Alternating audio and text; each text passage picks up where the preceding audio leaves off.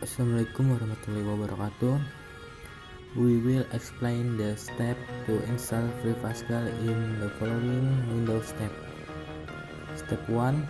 Prepare the free application Pascal that has been downloaded. Step 2. Double click on the application that has been downloaded. Step 3.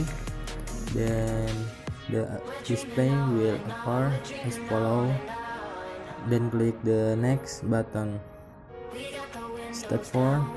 Set the destination folder installation. Then click the next button. Step 5.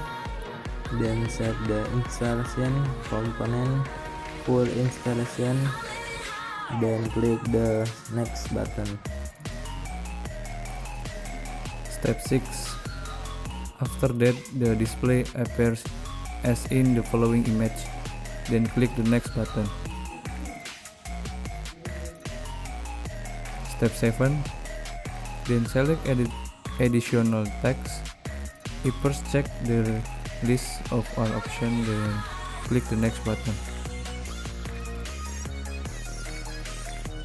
Step 8. Then the ready to install form will, then click the next button. Step 9. Then the display will appear as follow. Wait a few minutes. Step 10. After that, the information form will appear, then click the next button.